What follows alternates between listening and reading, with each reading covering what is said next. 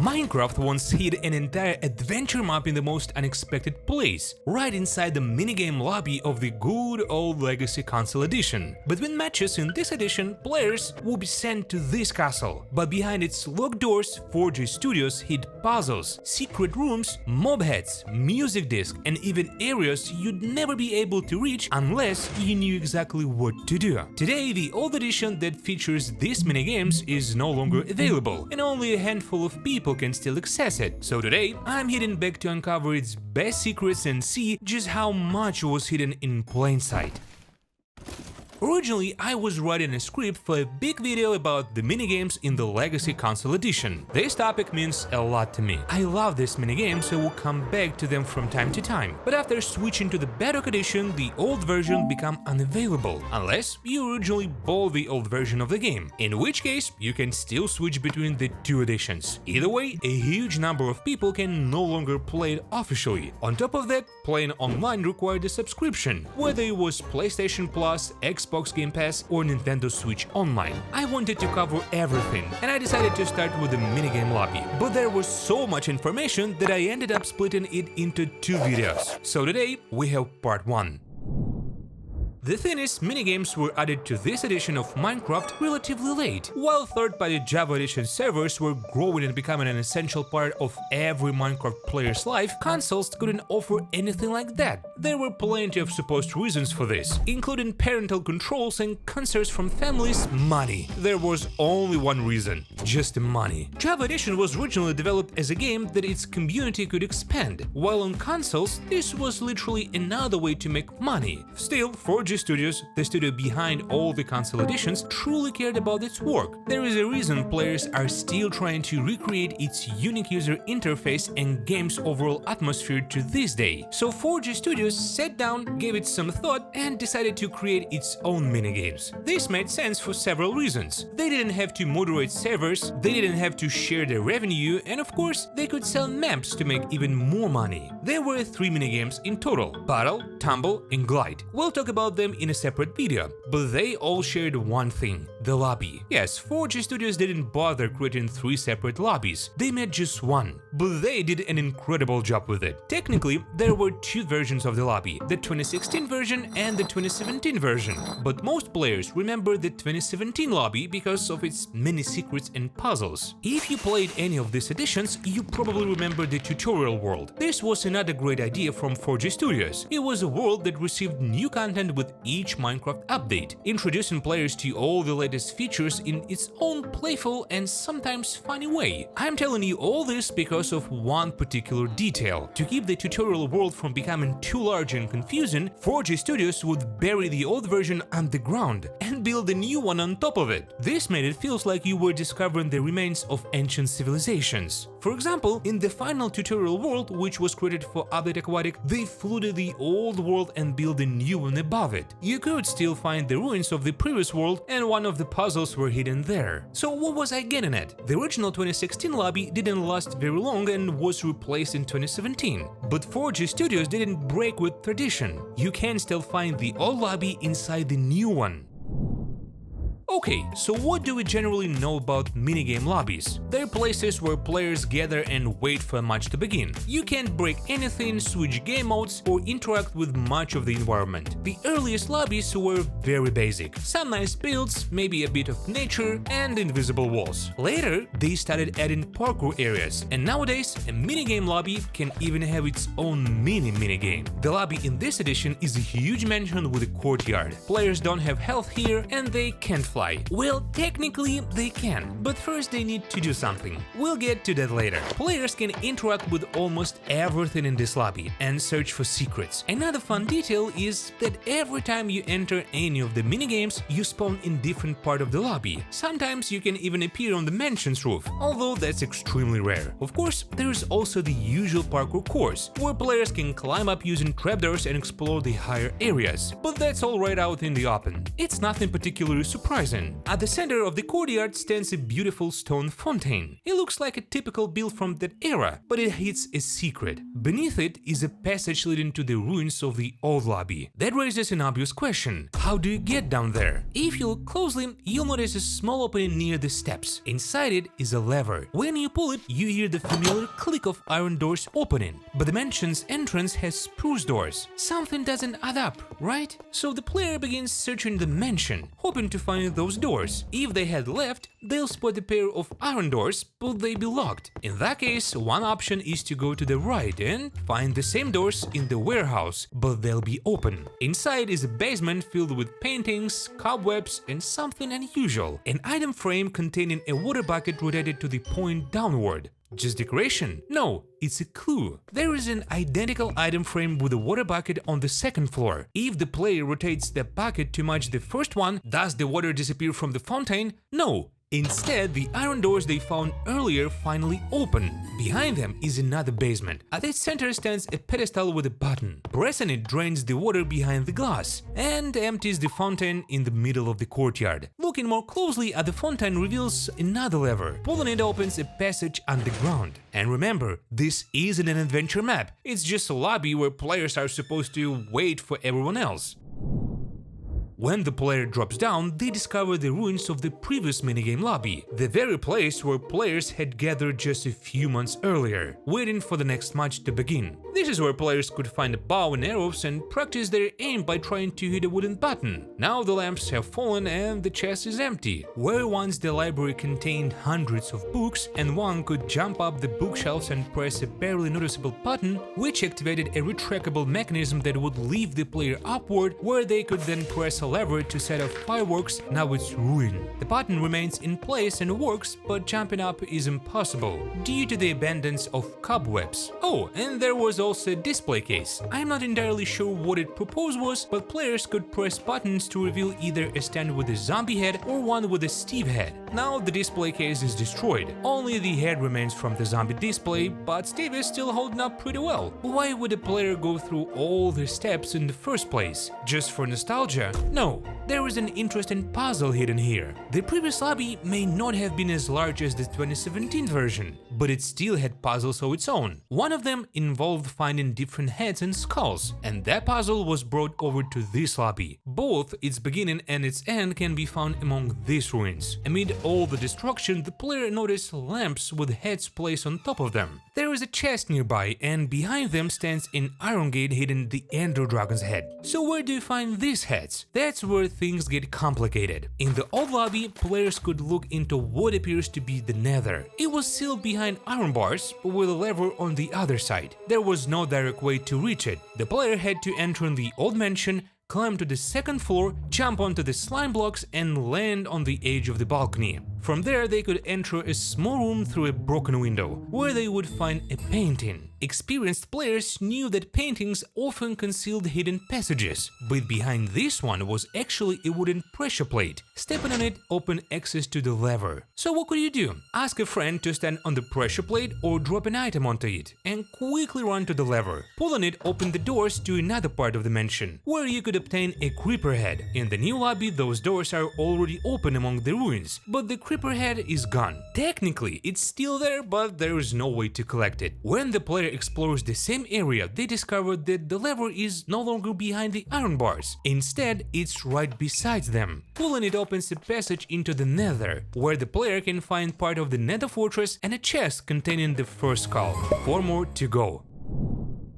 Now the player needs to find a way back to the surface. If they were clever enough, they could turn the fountain's water back on after opening the passage, making the climb up much easier. The second option is even simpler. Inside the same building where the creeper head used to be, the player can climb a ladder, pull a lever to open the iron doors, and return to the surface. But what should they do next? How are they supposed to find the remaining skulls? While exploring the mansion, the player may discover this strange structure. It's basically a piano. Yes, back then, players entertained themselves however they could. There are pressure plates on both sides, which seems to require 2 players again. But there is another way. The courtyard has a small pond with a chest full of fishing rods besides it. The player can drop a fishing rod onto the one pressure plate, then stand on the other themselves. They hear a familiar sound. Some bookshelves disappear on the first floor, revealing an iron block. What does the player do next? Most likely they start looking for similar hidden mechanisms. On the same floor, near the stairs, they find another button. Pressing it removes another section of bookshelves, revealing a gold block. The player begins to feel like the lobby is guiding them toward clues in hidden areas. They might even forget that their original goal was simply to pass the time while waiting for other players to join so the match could begin. The third button isn't far away. It's hidden beneath the porch and well camouflaged by the stone bricks. Pressing it hides another row of bookshelves. The final lever can be found in the storage room beneath the wooden table, cleverly hidden in the floor. It removes the last row of bookshelves. After completing all the steps, the player should realize that the revealed books form a clue. But what does it lead to? If they explored the mansion earlier, they may have found this room. It contains valuable blocks, each with a stone button. It's probably not difficult to figure out that blocks revealed behind the bookshelves show the order in which this button must be pressed. Using the clue reveals a chest hidden in the floor. Inside is a zombie head. That makes 2.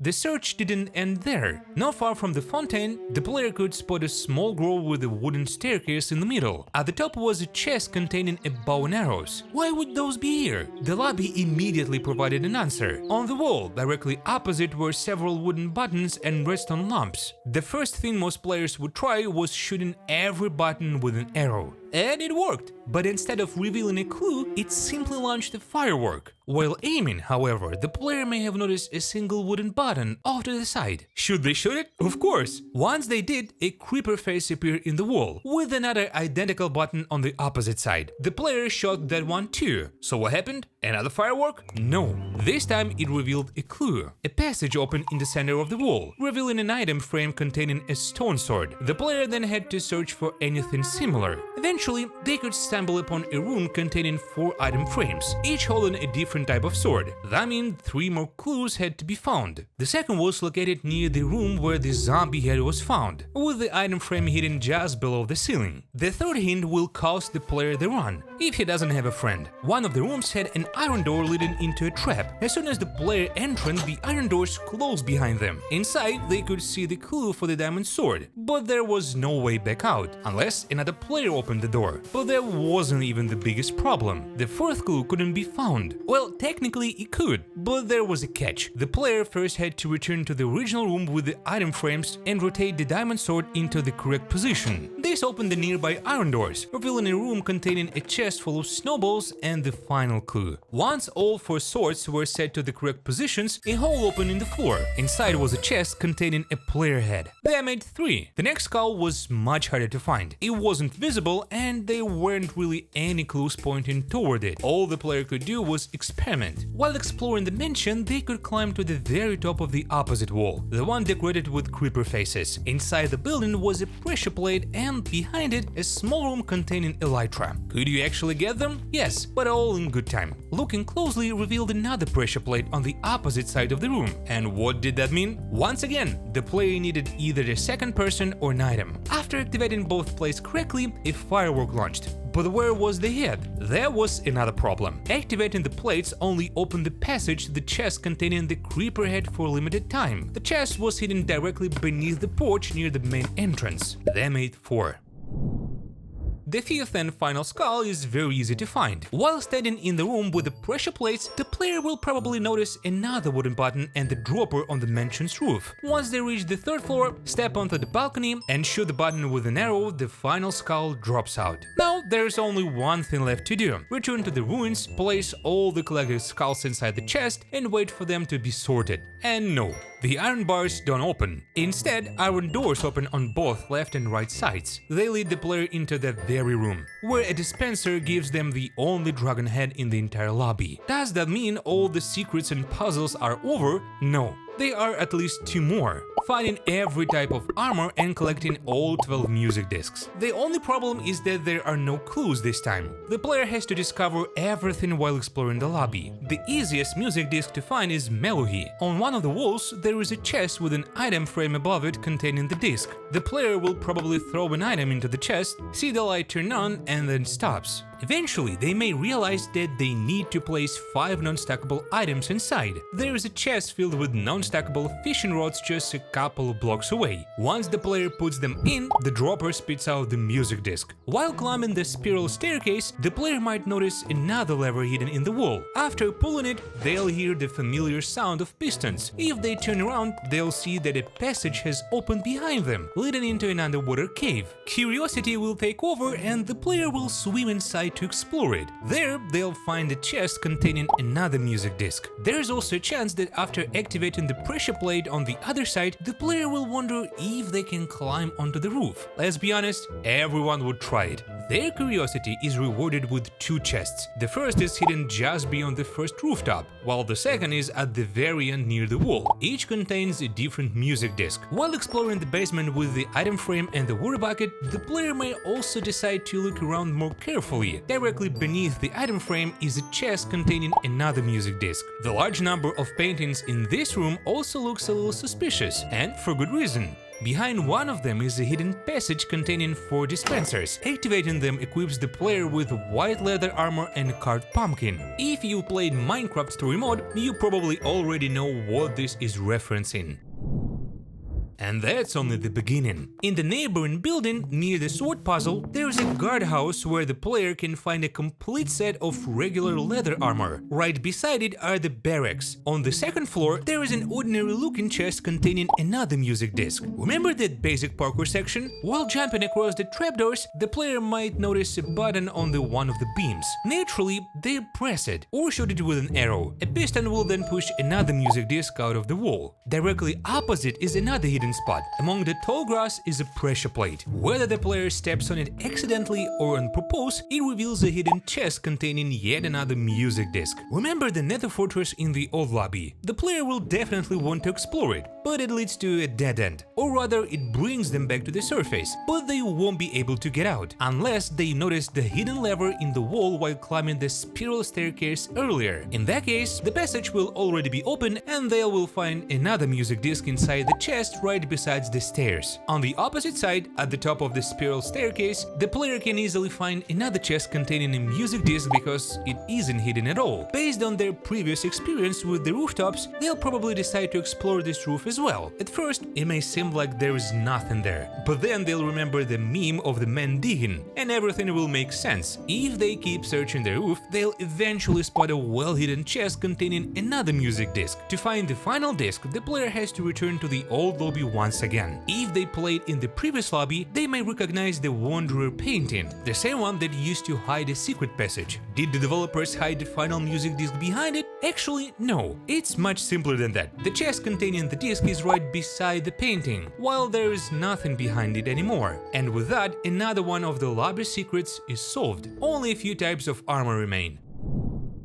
While swimming through the underwater cave, it's almost impossible to miss the giant glass window. Through it, the player can see the grove and the secret entrance. Inside, they can find a full set of chainmail armor. The final 2 armor sets are located in the one building, or to be more precise, across 2 buildings. While exploring the lobby, the player can easily stumble upon this room. Behind the glass display are full sets of golden and iron armor. Looking carefully around the room reveals a masterfully hidden wooden button. Pressing it causes the golden armor to drop. Remember the building with the valuable blocks and buttons? When leaving it, the player will almost certainly notice a stone button. Pressing it causes the iron armor to drop as well, but both armor sets are still trapped behind the glass. So how do you get them? In the neighboring building, where the player found the clue for the golden sword, iron bars block access to several dispensers on the first floor. After completing all the previous steps, those bars lower into the floor, allowing the player to collect both armor sets. Maybe it wouldn't happen on the first try. And maybe they need help from other players, but eventually they could solve every secret and puzzle in this lobby. Just imagine how many more secrets we might have gotten if it weren't for the Better Together update, which introduced cross-platform play and replaced all the Legacy Console Edition with Bedrock Edition. But one final mystery remains. How could the player get the elytra if reaching that room without cheats was impossible? The answer is simple. They had to finish first in any minigame. After the match, the game would automatically teleport the winner onto the balcony, while the losing players were sent to the opposite side below. The winner could then collect the elytra from the chest and glide gracefully back down. 4G Studios really thought of everything. I'll be honest, it genuinely hurts to know that development of Legacy Console Edition came to an end. There was something truly special about it, something warm and comforting that made you feel good every time you played, no matter which platform you were on. It had soul, and I am not afraid to say it, it was art. 4G Studios are geniuses. The development team never disbanded. They're currently working on their own sandbox game called Reforge. There is no release date yet, and development is moving slowly but steadily. I can't wait to see what they create. For my part, I've tried to cover every detail and show you how Mojang, and especially 4G Studios, hid an entire world inside a simple lobby. I absolutely loved it. And now you probably understand why I decided not to include this episode in my big video about Legacy Console Edition minigames. Otherwise, that video wouldn't just be big, it would be gigantic. I'm heading back to work on that video. Meanwhile, let me know whether you found any of these secrets or solved the lobby's puzzles yourself. Share your experiences and stories with everyone else. And while you're waiting for the next video, check out these ones. They're just as interesting. Subscribe to this channel, leave a like and hit the bell. We'll hear from each other again because we continue discovering Minecraft in a whole new way.